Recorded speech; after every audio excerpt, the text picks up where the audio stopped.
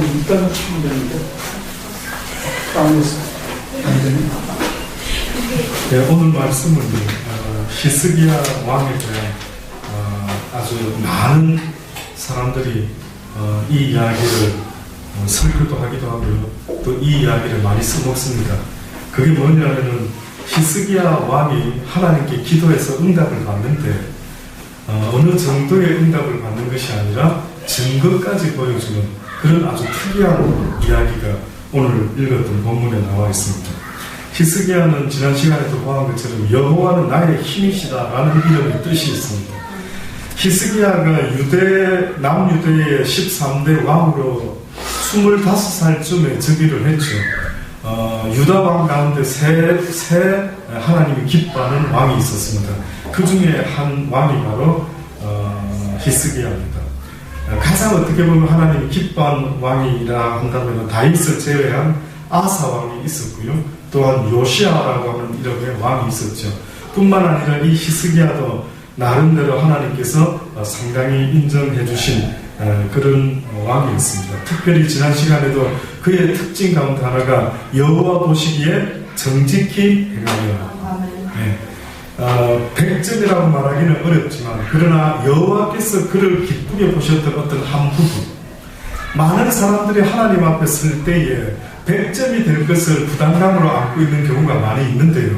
사실은 우리의 인생을 가만히 돌아보면 이 땅에 의인이 없다라고 말하는 그 의미 속에도 과연 하나님 앞에 섰을 때에 100점이라고 말하는 인생이 있는 거예요. 여러분 혹시 100점이십니까? 아니면 여러분 스스로 100점 만점을 점수를 매긴다면 나는 하나님 앞에서 과연 히스기야 왕과 같이 아사 왕과 같이 요시야 왕과 같이 내 자신을 하나님 앞에 세워놓는다면 하나님은 과연 나를 어느 정도의 점수를 주실까? 한 번쯤 생각해 보시기 바랍니다. 아니면 스스로 한번 생각해 보십시오. 오늘 히스기야 왕이 하는 것처럼요. 하나님이시여 나를 좀 기억하소서. 내가 주님 앞에서 잘했던 일도 있지 않습니까? 근데 갑자기 내가 이렇게 병들어 죽게 되었으니 하나님 나의 눈물의 기도를 보시고 나를 용서해 주시고 낫게 하여 주옵소서라고 그렇게 나름대로 하나님 앞에 내세울 것이 있었던 그 히스기야 왕처럼요. 여러분도 만약에 하나님 앞에 섰을 때 그렇게 말할 내용이 있는지를 한 번쯤 보실 때도 있어야 됩니다. 내가 하나님 앞에 자신 있게 아버지 그때 사실 난 너무 힘들지 않았습니까? 그럼에도 불구하고 제가 이렇게 한 것을 기억하시겠죠? 라고 할 만한 일이 있으십니까? 많은 사람들이 자식을 위한 희생을 이야기하라면요 이 땅에 어느 부모가 할 것 없이 모두가 100점 가까이 됩니다. 예. 많은 사람들이 자 부모 가운데 자식을 위해서 이 정도 안 한 사람이 있습니까? 라고 할 때에 대부분의 부모는 저도 그러는데요 저도 그 정도는 합니다 라고 하죠. 그런데 지금 만약에 이 시간에 하나님께서 그래 네가 네 육신의 자식을 위해서는 그렇게 애를 썼느냐? 그러면은 네가 나를 위하여 어떻게 했느냐? 혹시 너는 나를 위해서 무엇 했다라고 한번 말할 내용이 있겠느냐라고 물어본다면 여러분은 하나님 앞에 섰을 때 주님 기억 못하시겠습니까? 제가 그때 얼마나 애쓴 거 기억 못하십니까? 라고 할 만한 것이 있어야 된다. 나의 유익을 구하지 아니하고 당신의 유익을 구한 그 일을 기억 못하십니까? 라고 담대하게 말할 수 있는 그것이 있느냐는 것입니다.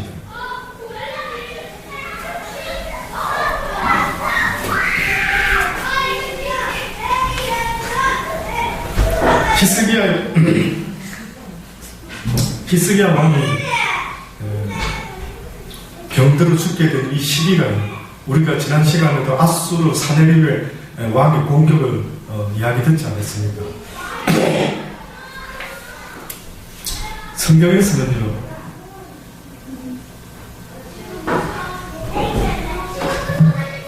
역사학자들의 그 증언을 성경을 토대로 하는 이야기들을 그때는 어느 때인가라고 봤을 때에 아수르가 히스기야 왕 때 2차례 유다를 침입합니다.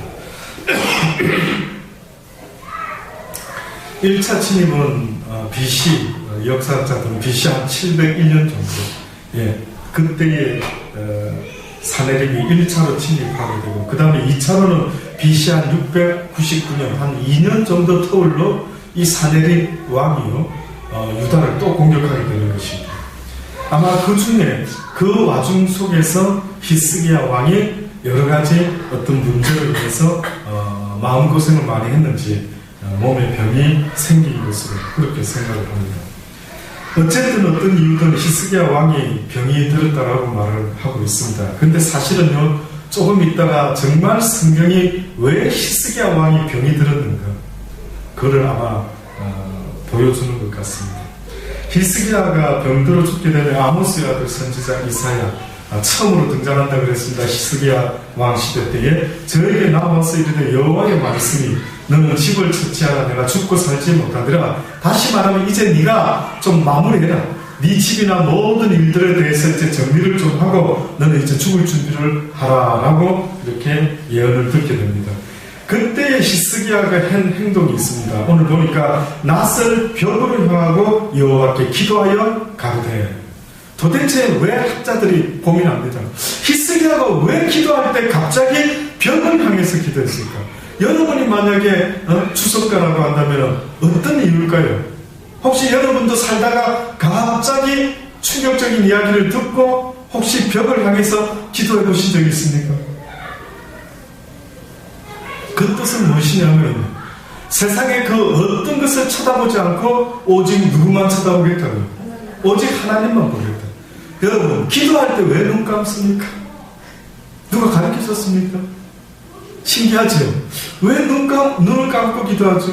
가끔 제가 호주에서 신학교 있을 때 신학생들이요, 기도할 때 어떤 아이는 눈을 뜨고 기도하더라고요. 그래서 저도 느끼며 이건 무슨 모습이지? 어째서 기도할 때 눈을 뜨고 기도하지? 마음으로 기도하는 거니까 눈을 뜨고 감는 거는 무슨 차이가 있겠는가 그러는 겁니다. 일리가 있죠. 일리는 있죠. 그러나 저는 오늘 이 히스기야의 모습을 봤을 때 오히려 눈을 뜨고 기도하는 것보다 오히려 저는 눈을 감고 오직 하나님만을 생각하면서 기도하는 것, 이것이 더 하나님 보시기에 합당한 자의 모습이 아닌가. 어떤 분은 교회 와가지고 기도를 하는데 외국도 아닌데 한국 교회인데 눈을 뜨고 기도하는 집사님도 계시더라고요. 나중에 그 사연을 듣고 보니까 언젠가 옆에 둔 가방을 누군가 훔쳐가가지고 그 다음부터는 기도할 때 참 안 좋은 습관이 붙은 게 그냥 눈을 뜬대. 옛날 우리 어렸을 때 우스개 이야기 있었죠. 교회 가서 기도한다고 눈 감아 해놓고 신발 훔쳐가더라고. 이런 저는 옛날에 그 노래를 들었을 때 진짜 그랬나? 근데 하도 요즘은 뭐 그런 일이 있답니다. 교회에 원체 요즘은 막 도둑놈들이 또 와가지고는 그냥 막 기도하는 중에 막 찬스를 봐서 헌금이나 가방이나 뭐 어떻게 하든 훔쳐가 보려고 그렇게 하는 일들이 있다고 하니까 정말 우리 시대에는 어떻게 보면 눈을 뜨고 기도한다 하도 과연 뭐라고 할 수가 있을까? 예. 그러나 물론 상황은 이해가 되지만, 그렇죠? 상황은 이해가 되지만 하나님께서 정녕 우리에게 원하는 그 마음 자세는 뭘까라고 할 때 바로 이 히스기야 왕이 하나님 앞에 아주 경고를 듣고 내가 이제 죽음을 맞이하게 되었을 때 과연 이 순간에 내가 할 수 있는 마지막 그것이 뭘까? 예, 우리 집사님도 병원에 가 계시는 동안에 참으로 많은 죽음을 앞둔 분들의 모습을 이야기해 주셨을 때 제가 듣고 참 많은 생각을 저도 했습니다. 과연 내가 그 심정이라면, 그래서 저도 어느 순간에요, 내가 믿음 위에 올바로 서있다 서있지 못하다라는 것을 무엇으로 예상을 하느냐면 오늘 밤이라도 주께서 너를 여호야 부르신다면 올라갈 준비 되어 있는 거예요. 잊어먹지 않고 저 자신에게 물어보고, 그렇다. 내 믿음이 지금 제대로 된 믿음이라 한다면 그 죽음조차도 두려워하지 아니하고 오늘 밤이라도 주께서 부르신다면 후회 없이 주님 앞에 갈 수 있는 항상 그 준비를 해야 되겠다. 그래서 제가 우스개 이야기로 지난 시간에 말씀드린 거 기억납니까? 언제든지 떠날 준비를 하죠. 그래서 항상 맛있는 게 있으면 내일 먹어야지 하지 말고 오늘 밤 자기 전에 먹어야지. 그런다 하지 않습니까? 어떤 사람들이 기도하면서 주여 주의 나라 아멘 주 예수의 옷이 없어서 가기 원합니다 했는데 가자 하고 부르러 왔더니 어머나 너무 빨리 오셨습니다. 잠깐만요. 시집 가야 되고 장가 가야 되고 밭도 사야 되고 집도 지어야 되겠고 맛있는 것도 사놓았으니 이것을 먹어야 되겠는데 어찌 그래 갑자기 이런 기도는 이렇게 잘 들어주십니까? 하면서 당황했다라는 그런 예화의 이야기도 있습니다. 그런 이야기도 있더라고요. 그래서 사실은 기독교인의 믿음이라는 이 단어가 성립될 수 있는 부분이 어디에 있을 때 그것이 믿음의 단어가 성립이 될 수 있느냐면 바로 죽음 앞에입니다. 네가 죽음도 두려워하지 않는 그 모습이 있을 때 그 믿음을 갖다가 온전한 믿음이라고 말하는 것입니다. 아브라함이 갈바를 알지 못했다라고 할 때는 가다가 어쩌다가 객사하고 죽을 수도 있다라는 이야기입니다. 갈바를 몰랐다. 이거 어떻게 하지? 아무 대책이 없었다라는 겁니다. 한마디로 죽음 앞이라 할지라도 죽음은 죽으리라는 마음으로 아브라함이 갈바를 알지 못하고 나갔다라고 하는 그 말씀처럼 저는 여러분이 항상 죽음을 준비할 줄 아는 그런 믿음의 사람들이 되기를 바랍니다. 아멘. 히스기야 왕이 죽음 앞에 섰을 때에 그가 할 수밖에 없었던 단 하나의 행동 뭐였다고요? 하나님께 기도하는 것밖에 없었어요. 주여 나의 생명을 주시리도 여호와시오 거두어 가시리도 여호와십니다. 한 가지 청이 있습니다. 제가 좀 더 살고 싶습니다. 왜냐하면 나름대로 이유가 있었지 않았습니다. 그때 하나님께서 허락했을 때 그의 생명을 연장받을 수 있었던 것. 곧 다시 말하면 내 생명의 주권자는 오직 하나님이십니다. 그 좀 겸손하란 말이죠. 예. 인간들아 좀 겸손해라. 너희의 생명을 너희가 하루라도 연장하고 할 수 있는 그런 권한이 없는데 어찌하여 그렇게 교만하냐? 어찌하여 그렇게 죽음을 생각지 못하고 내 영혼아 오늘 밤에 내가 아주 부자가 되었으니 창고를 크게 지어서 수많은 곡식을 쌓았으니 이제 먹고 마시며 편안하자라고 과연 네가 그렇게 말할 수 있는 능력과 권한과 자격이 있느냐라고 물어보시는 것 아닙니다. 참 그런 거 보면 그죠? 우리가 참 교만한 것 같습니다.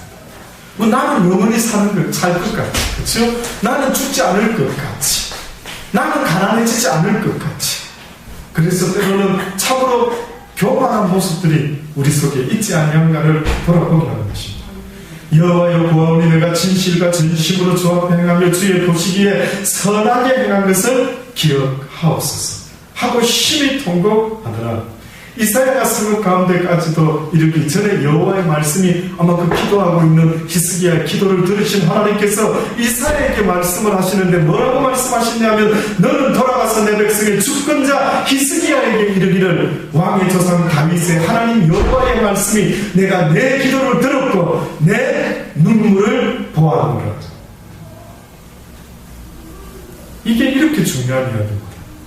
내 기도를 들었고 그 다음 뭘 보았다고요? 내 눈물. 누구하고 비슷하지 않습니까? 눈물의 기도자. 예. 물론 실질적으로는 그 예레미야 선지자가 그 눈물의 선지자로 소문이 났죠. 그러나 어떻게 보면은 그 사람 못지않게 정말로 나름대로 아주 하나님 앞에 눈물의 기도자가 누구십니까? 라고 물어보면 저는 다윗이라고. 왜? 도대체 눈물을 얼마나 많이 흘리면 주여 내 눈물이 내 침상을 띄우나이다. 그래서 눈물 없이 기도한다는 것은요 여러분의 심령 속에 어떻게 보면 나의 진정한 모습을 증거해내지 못하는 모습이 되는 거예요. 정말 안타까운 일이 생기면 눈물이 날까요 안 날까요? 자식이 위험한 상황에 처해지고 교통사고가 나서 병원에서 내 사랑하는 자녀가 죽어가는데 제가 한번 여쭤볼게요. 눈물이 날까요? 안 날까요? 그러니까 만약에 안 나는 사람이 있다면 뭘까요? 혹시야 뭐 그럴 일이 참 드문데 그런 상황 앞에서도 눈물을 흘리지 않는 사람이 있다면 그건 어떤 마음이죠 도대체가? 그 자식의 죽음보다 한마디로 더 다른 것에 마음이 있는 사람이라고 볼 수밖에 없는 거예요. 그것이 슬프지 않다라면 그 다른 그 어떤 뭔가 간절함이 있는데 그 간절함의 소원이 어떻게 보면 내 죽음 죽어가는 자식에 대한 애통함보다도 그 뭔가가 그의 마음에 자리하고 있는 뭔가 있는 건 아닌가요? 한번 분석해 보십시오. 나는 왜 기도할 때 눈물이 나지 않지? 제가 한때 정말 저희 큰 처제가 아마 시드니에 왔을 때인 것 같아요. 한동안 같이 몇 달 동안 예배를 드렸는데 그 기간 전후쯤 갔습니다. 제가 이제 시작할 때 찬양을 인도하거든요. 같이 이제 교우들과 함께 찬양을 하는데 이건 너무 주책인 것 같은 생각이 들 정도로요. 아니 내가 울려고 절대 안 하는데 눈물이 자꾸 나는 거예요. 근데 그게 한두 주로 끝나는 게 아니고 매주마다 찬양을 딱 시작을 하는데 왜 그렇게 내 심령 깊은 곳에서 그렇게 애통함이 난 제가 그때 그렇게 눈물이 많은 사람인 줄 처음 알았어요. 처음에 주님을 제가 체험했을 때도 그때도 눈물 콧물이 왜 그렇게 쏟아지는지 내가 이해가 안 됐는데 어느 날 또 목회 중에 그렇게 눈물이 쏟아지더라고요. 이 눈물의 의미는 뭐지? 과연 이건 무슨 의미일까? 하나님의 은혜인 것 같아요. 나의 마음을, 나의 깊은 속에 있는 내 심정의 마음을 표현할 수 있도록 하나님께서 은혜 베풀어 주신 그 은혜의 증거가 바로 눈물의 기도로 나타나는 것 아니겠습니까? 울려고 해보십시오. 울어지는 거예요. 아무나 교회 나와서 눈물로 기도해 보십시오라고 할 때 여러분 눈물의 기도가 그렇게 아무나의 것은 아닌 것입니다. 그러니 하나님이 오늘도 분명히 증가하시기를 내가 내 기도 히스기야 왕아 너의 기도를 들었고 너의 눈물을 보았다. 너의 진정성을 보았다. 네가 얼마나 나를 간절히 찾고 구하는지. 그래서 저는 여러분들이요 다른 거는 몰라도 이렇게 좋은 점들을 본받았으면 좋겠습니다.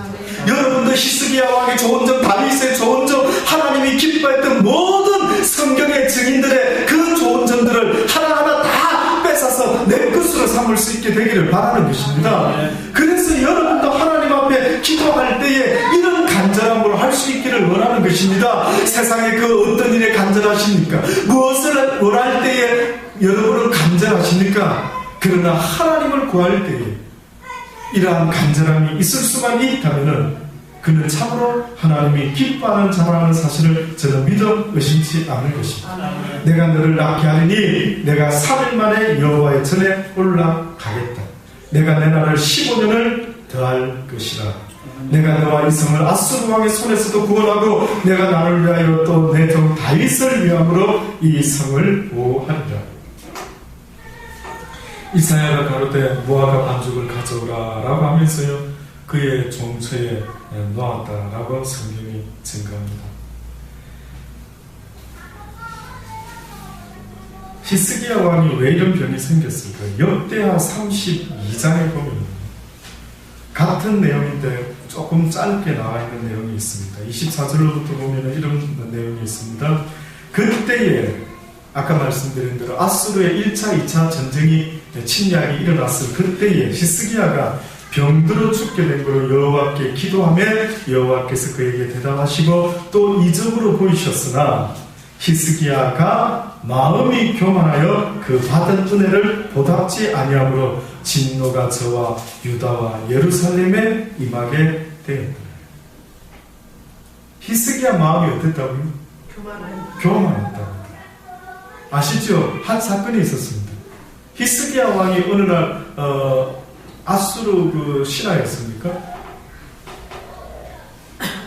자기의 그 풍성함과 건장을 자랑하려고 온 성전과 모든 걸 구경시켜주는 일이 생깁니다. 예, 바벨론의 사람이었습니다. 예, 막 구경시켜주죠. 자랑하죠. 막 자랑을 하고 막 뭔가 그러니까 뽐낸 것이요 하나님을 자랑했었어야 되는데 그가 지금 가지고 있는 자기 나라 뭐 자기 백성들 내가 하나님의 전에 갖고 있는 수많은 금과 은들 뭐 이런저런 거 은근히 막 그런 것들을 자랑했던 적이 있었습니다. 히스기야가 마음에 교만하여 그 받은 은혜를 잊어먹고 보답지 아니함으로 진노가 저와 유다 예루살렘에 임하게 되었으니 히스기야가 마음의 교만함을 뉘우치고 예루살렘 거민들도 그와 같이 하였으므로 여호와의 노가 히스기야의 생전의 제게는 임하지 않고 그의 생명을 15년간 연장하여 주었더라. 교만이라고 하는 것은 성경이 여러 가지로 증거를 하는데, 교만은 한마디로 패망의 선봉이라고 잠언서 16장 18절에 말하고 있습니다. 교만은 패망의 선봉이요 거만한 마음은 넘어짐의 앞잡이라. 겸손한 자와 함께하여 마음을 낮추는 것이 교만한 자와 함께하여 탈취물을 나누는 것보다 나으니라. 삶과 말씀에 주의하는 자는 좋은 것을 얻나니 여호와를 의지하는 자가 복이 있느니라. 아멘. 성경은 정확하게 교만과 무엇을 반대로 이야기합니까? 겸손.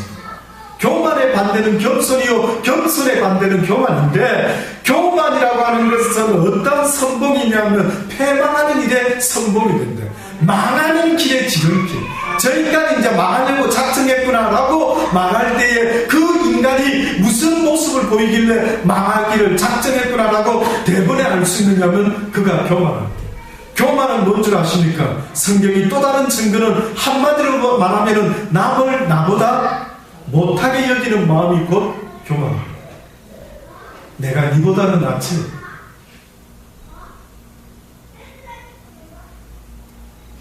조금 전에도, 예배 전에도 머리 사이즈 이야기를 잠깐 하지 않았습니까? 어떤 전도사님이 머리가, 얼굴이 크다라고 했을 때, 만약에 누가 그래요, 나는 전도사님보다 훨씬 얼굴이 가름해서 참 그거는 다행인 것 같아요. 예를 들어서 누가 그런 이야기를 했다고 합시다. 남을 나보다 못하게 여기는 마음이 만약에 어떤 식으로든 조금이라도 나타나면, 뜻밖에도 성경은 못생긴 사람 보고 야단치지는 않으시는데 잘났다고 뽐내는 그 사람에게 뭐라고 말한다고요? 교만. 참으로 네가 교만.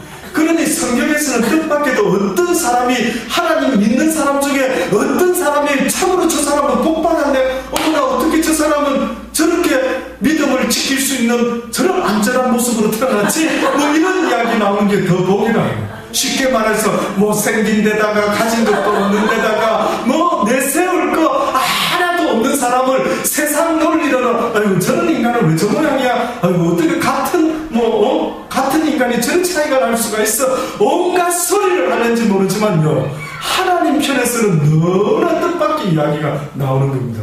오히려 네가 자랑할 것이 없는 것이 은혜입니다. 믿으시기 바랍니다.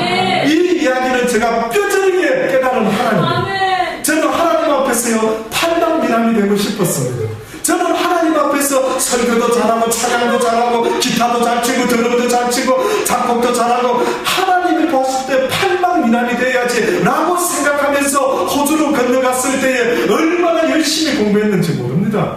정말 모를 겁니다. 아는 사람은 알 겁니다. 왜?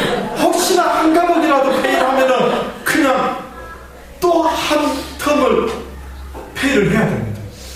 그러니까 그것을 공부하고 머물려고 하면 만약에 한 과목이라도 페일을 하면은요, 그거 하나 때문에 한 학기를 또 해야 되면 세상에 이 부담이 얼마나 큰지 모르는 것이죠. 그러니까 도서관에 피곤해도 도서관에서 누웠다 또 일어났다가 앉았다 좀 컨디션이 좋으면 또 책을 붙잡고 실험을 하는데, 제가 봐도 참 그때 어떻게 했을까? 저는 하나님이 그러한 사람을 기뻐하는 줄 알았습니다. 그런 목사를 기뻐하는 줄 알았습니다. 뭔가 좀 그래도 누가 봐도 내세울 것도 있고 박사학위 정도는 있어야 명함도 낼 수 있을 그런 목사가 돼야지 라고 생각하고 얼마나 열심히 했는지 모릅니다. 근데 뜻밖의 어느 날 세상 공부를 그만해라 하지. 그 이후로부터 깨달았습니다. 너희의 입에서 세상적인 지식이 사라지는 날 동안 어떻게 보면 너는 아직도 때가 멀었다. 네 입에서 유식한 척 지식적인 표현들을 쓰게 될 때에 아직도 네가 내 일을 하기에는 참으로 부족하다. 가난한 자, 소자 속에서 나의 형상을 보는 그날까지 네가 날마다 너를 낮추어서 나 예수 그리스도가 가장 낮은 곳에서 너를 기다립니다. 이해가 되는 말 같기도 하다가 이해가 되지도 않아. 이게 무슨 내 지식을 다 버리란 말인가? 이렇게 애써서 배운 모든 것들을 어떻게 버리지? 그게 무슨 의미지? 얼마나 몸부림. 어느 순간부터는 저는 희한한 일을 하기 시작하는 겁니다. 지식을 버려야지. 무식하게 설교하자. 뭔지는 모르지만 주님이 기뻐하게 무식하게 설교하자. 말 잘함으로 설교하는 것이 아니라 네 심령 속에 만군의 여호와 하나님을 사랑하는 그 간절한 에비덴자의 심령으로 사람들에게 복음을 증거하지 못하면 너는 내 복음을 증거할 수 있는 자격이 없다라는 것, 그 후에 다시 깨닫게 된 것이에요. 그러니 여러분 생각해 보십시오. 세상의 논리로는 내가 남보다 낫다라고 말을 하고 싶어하는 모든 이들인데 하나님은 뜻밖에도 겸손이라는 것은 남을 나보다 낮게 여기는 그 마음이 바로 겸손한 자의 마음이라는 것입니다. 잊지 마십시오. 하나님이 히스기야를 용서하셨던 것은 그의 겸손한 회개의 기도를 보시고 용서하신 것이고, 히스기야가 병들게 되었던 것은 그의 교만함 때문에 병이 들었다는 사실을 잠시도 잊지 마십시오. 그래서 이런 말씀을 들을 때마다 혹시나 내가 지금 교만하여 나한테 이런 어려움을 있지 않은가라는 걸 돌아봐야 됩니다. 내가 남을 만날 때마다, 누구를 만날 때마다 그저 틈만 나면 나를 드러내려고 하지 않는가? 누가 나를 무시하면 기분 나빠하고 있지는 아니했는가? 돌아보십시오. 여러분의 하나님을 진정 깨닫고 믿는다면요, 그 누가 여러분을 무시하든지 말든지 상관하지 마십시오. 이제 저는 개의치 않습니다. 이제 저는 누가 저보고 아이고 뭐 공부 그래 한다고 하더니만 그래 목회가 몇 사람 데리고 목회를 하는가 무슨 소리를 해도 이제는 상관을 하지 않습니다. 그것 때문에는 상관하지 않습니다. 단지 날마다 하나님 앞에서 내가 지금 잘하고 있는가라는 것 때문에 돌아보며 또 나를 쳐서 복종시키며 주님 기뻐하는 그 길을 가려고 얼마나 내 마음을 낮추고 그 누구도 나를 알아주지 않아도 좋다. 그 누구도 나보고 대단한 목사라고 말하지 않을지라도 주님께서 내가 너를 안다고 하셨으니 그 약속의 말씀과 그 하나님의 사랑의 증표를 가지고 내 달려갈 길 다 갈 수만 있다면 세월아 빨리 가거라. 나의 달려갈 길 다 마치고 나의 주를 내가 속히 뵙기를 원합니다. 이것이 어떻게 보면 우리 모두의 소원되어야 되지 않습니까? 네. 저와 여러분은 이제는 주를 깨닫고 나의 삶의 목적은 이 땅의 그 어떤 것이 아니라 하나님의 나라에 가는 그것이 곧 내 인생의 목표라는 사실을 잊지 마시고, 아무리 어렵고 힘든 일이 있을지라도 마라톤 선수가 오직 볼링하기 전까지는 자로나 우르나 치우치지 아니하고 오직 볼링할 때까지 그저 묵묵히 자기의 길을 달려가는 것처럼 저와 여러분도 살아가는 중에 그 누가 우리를 건드리고 비웃고 조롱하고 멸시하나 할지라도 멸시해라는 것입니다. 오히려 네가 교만한 자리에 있지 말고 당해라는 것입니다. 그래요, 죄송해요, 못생겨서 죄송합니다, 가난해서 죄송합니다, 약해서 죄송합니다, 보잘것없어서 죄송합니다, 그러면 되는 것 아닙니까? 무슨 그들의 인정이 필요합니까? 너희들이 나를 인정하는 것이 아니라 내 인생의 가치는 내가 섬기는 나의 주 나의 하나님이 나를 인정한다 하시니 그 프라우드를 가지고 살아가는 것, 이것이 바로 하나님의 사람들의 삶의 가치관이다 라고 믿어 의심치 않습니다.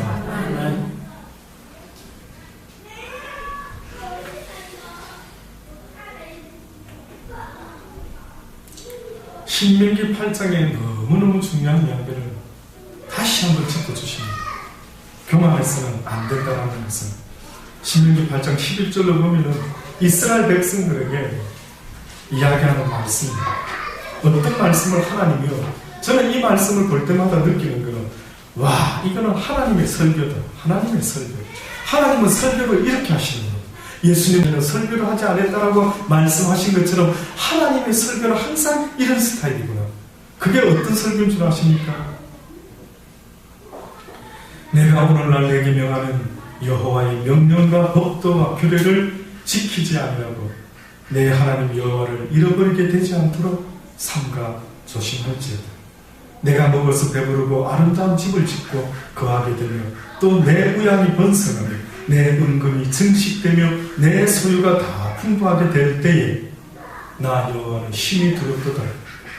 너희들의 마음에 교만하니라. 너희 하나님 나 여호와를 잃어버릴까 하느라. 나 여호와는 너를 애굽 땅 종되었던 집에서 이끌어내었고 너를 인도하여 그 광대하고 위험한 강야 곧 불뱀과 정갈이 있고 물이 없는 간조한 땅을 지나게 했던 것과 너를 위하여 물을 굳은 반석에서 내었으며 내 열조도 알지 못했던 만나를 광야에서 내가 먹이지 아니했느냐. 이는 다 너를 낮추며 또 낮추며 겸손하게 만들기를 원했느냐. 너를 시험하사 마침내 겸손한 너희 모습을 보게 될 때에 너희들에게 내가 복을 주려 너희들을 이렇게 이끌어온 것 아니겠느냐. 두렵건대 너희들 마음에 이르기를 내 능과 내 손의 힘으로 내가 이 재물을 얻었다라는 말을 할까. 나는 그것이 더 심히 두렵다. 오히려 너희가 가난하여 나 여호와를 바라보고 나의 도움을 간구하는 그 모습이 오히려 너희가 풍부하여서 나 너희의 하나님 여호와를 오히려 잃어버리고 내가 열심히 노력했으므로 이 모든 것을 얻었다라고 말할까. 나는 그것이 더 두렵다. 너희 하나님 나 여호와를 기억하라. 내가 내게 재물 얻을 능을 또한 주었음을 잊지 마라. 이 세상에 이루어지는 모든 일들은 나 여호와가 허락지 아니하면 아무것도 할 수 있는 것이 없는 자. 아멘. 저와 여러분 아무쪼록 살아가면서 왜 히스기야 왕이 이런 병이 들었는가 하는 걸 다시 한번 생각하시면서 혹시나 오늘 이 시간에도 애매히 당하는 고난과 연약함과 병이 아니라 나의 교만 때문에 당하는 어떠한 일들이 있지는 아니하지 꼭 돌아보실 수 있게 되기를 바랍니다. 그래야 여러분의 마음이 늘 하나님 앞에서 이 히스기야 왕이 회개했을 때의 그 낮은 겸손한 자의 모습처럼 결국은 눈물의 기도는 아무나의 것이 아니라 자기의 마음을 낮추는 그 순간에 나의 눈에서는 하염없는 눈물의 기도를 쏟아낼 수밖에 없는 것입니다. 결코 눈물의 기도는 교만한 자들의 것이 아니라는 사실을 잊지 마시고 저는 여러분의 눈물의 기도가 여러분의 영혼과 여러분의 자식들과 여러분의 가정을 구원하실 수 있게 되기를 바라며 뿐만 아니라 더 나아가 이 민족과 이 온 열방을 여러분의 눈물의 기도로 구원시킬 수 있게 되기를 간절히 주의 이름으로 축원합니다. 기도하시겠습니다. 하나님 그렇습니다. 오늘 우리에게 이 밤에도 히스기야와 같은 겸손한 눈물의 기도가 있게 도와주옵소서. 내가 너무 교만하여 눈물이 나오지 않고 있는 건 아닙니까? 아버지 우리 자신을 다시 한번 이 시간 돌아보게 하시고 날마다 주님 앞에서 순수한 어린아이와 같은 감정을 가질 수 있도록 돌아봐 주옵소서. 그리하여 나를 남보다 높게 여기지 말고 모든 일을 오히려 나보다 낮게 여길 수 있는 그 아름다운 예수님이 우리에게 보여주신 그 겸손의 마음으로 나귀 새끼를 타고 예루살렘에 입성하셨던 그 주님의 마음을 본받을 수 있는 우리가 되기를 원합니다. 누구든지 다 내게 오라 수고하고 무거운 짐진 자들아 내가 너희들을 쉬게 할 것이라. 내 마음을 배우라. 내 마음은 온유하고 겸손하니 누구든지 나와서 내 마음을 배우는 자는 너희가 이 세상에서 지고 가야 될 모든 십자가의 짐을 능히 감당할 수 있으니 너희가 지지 못하면 너희들의 마음에 문제가 생겼으니 너희들의 마음이 온유하고 겸손하지 못하므로 이 땅의 그 십자가의 길이 무조건 힘든 것으로만 생각하고 있지는 않은지 하나님 다시 한번 저희가 돌아보겠습니다. 돌아볼 수 있는 은혜를 이 밤에 더하여 주옵소서. 예수님의 이름으로 감사하며 기도드리옵나이다. 아멘.